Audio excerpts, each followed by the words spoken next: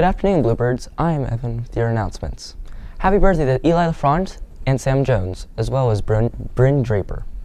Congratulations to the Highlands 6th and 7th grade boys basketball teams for their strong runner-up finishes in the Northern Kentucky Middle School Athletic Association on Saturday, February 10th at Ackerman Middle School.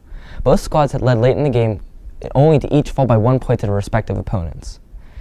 In the 6th grade game, St. Pius made one of two free throws with 4.4 seconds left to defeat head coach Mike Harold's 6th grade Birds. The loss ended a streak of 3 straight region titles for Highlands. The team finished with a record of 22-4, which also included the holiday tournament title at Dayton. All tournament selections for Highlands were Brody Bank and Nathan Vinson. In the 7th grade game, a 3-point attempt with 8.8 seconds left, the 7th grade teams fell short, and St. Pius defeated the 7th grade Birds by 1. The Birds led by 11 at the half, but would struggle to score in the second half as the Panthers played catch-up. The team finished with a record of 23-7. Selected for the all-tournament team were Jack Hendricks and Charlie Noon. In other news, the Highlands softball team is looking for girls to fill out the 2018 roster. If you have any interest, this is also a great opportunity to get involved with the high school sports program. Tryouts are this week in the field house. There are many spots available. Schedule for tryouts is Thursday 6 to 8, Friday 6 to 8, and Saturday 10 to 12. Also, Drama Club is meeting from 3 to 4 in the Black Box today after school in the theater.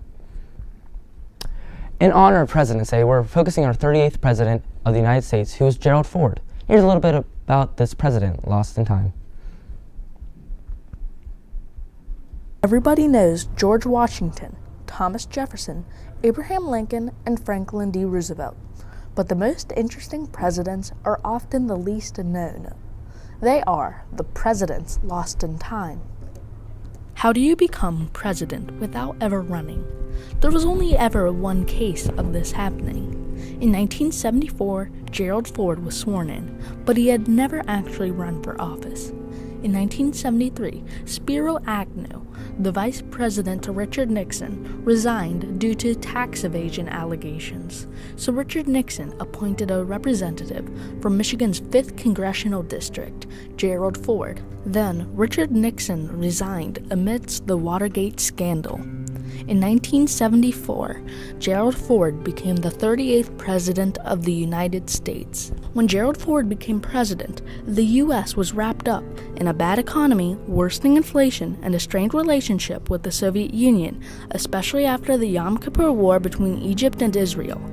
The most important thing Gerald Ford completed was the easing of the U.S.-USSR relationship. He did this by meeting with the Soviet leader Leonid Brezhnev and setting limitations on nuclear weapons.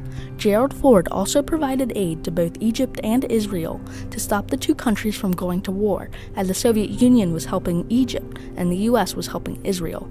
The two countries going to war again would strain U.S.-USSR relationships further.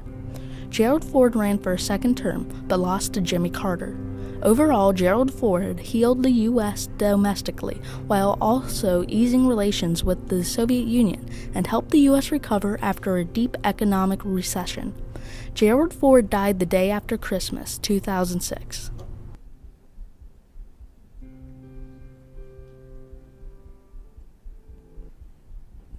Case, Taddy, great video. Today, during Focus, we talked about how bullying can and does take place in the cafeteria. In the fall, students reported that the HMS cafeteria is a space where bullying takes place.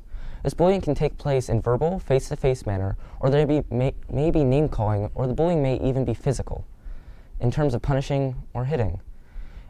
Other times, bullying can be in the cafeteria may be more indirect by isolating or excluding others or spreading lies and rumors. So, tomorrow in the cafeteria, we are going to try something new. We're going to mix it up. Tomorrow on Valentine's Day, we will be randomly assigned to a table, and there will be an HMS or HSS ambassador there to help you get the conversation started. This week, we will have our next iOS lesson. In the fall, our HMS students reported that the cafeteria can be a tough spot for students. Some students reported that at times they feel excluded in the cafeteria. This Wednesday, we are having our first Mix It Up lunch day. As students enter the cafeteria, they will randomly be assigned to eat at a table or booth. There will be an HMS or HHS student waiting to greet you at your assigned table. This Mix It Up lunch day gives our HMS students the chance to meet new people and have lunch together.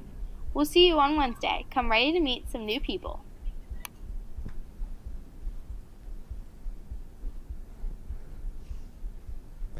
Keep in mind that the cafeteria is a great opportunity to show courage and include others. Do what is right. Use some conversation starters and include others. Remember, tomorrow is Mix It Up Day. For lunch today, we'll be having shrimp poppers, macaroni and cheese, and steamed peas. The alternate is chicken nuggets. For lunch tomorrow, we'll be having Italian panini pasta with mozzarella, cheese, and green beans. There will also be a Valentine's treat. The alternate is pepperoni pizza. Remember, if you don't like those choices, you can always fix yourself a salad, and there's always fresh and assorted fruit. Remember, Valentine's Day is tomorrow, and if you ordered a carnation from FCC LA, they'll be delivering during 5th period focus. Have a great rest of the day, Bluebirds.